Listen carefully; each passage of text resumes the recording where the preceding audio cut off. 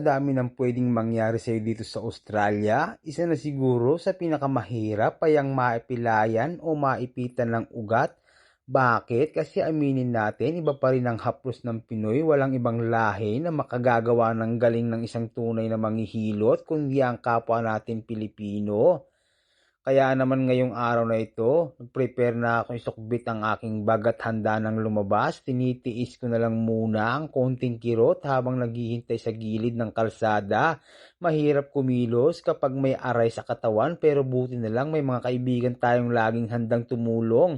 Eto na't dumating na nga ang kakilala ko na maghahatid sa akin sa isang mabilis na sakay sa kotse at direkta na kami sa pupuntahan. Ang pupuntahan nating isang kapatid sa pananampalataya na biniyayaan ng talentong manggamot sa ganitong paraan. Habang nasa biyahe, iniisip ko na lang na malapit na rin gumaan ang pakiramdam ko. At pagdating nga sa bahay ni kapatid, simulan na ang sesyon. Naramdam mo yung bawat hagod na tila hinahanap kung saan nagtatago yung ipit na ugat. Medyo masakit sa simula pero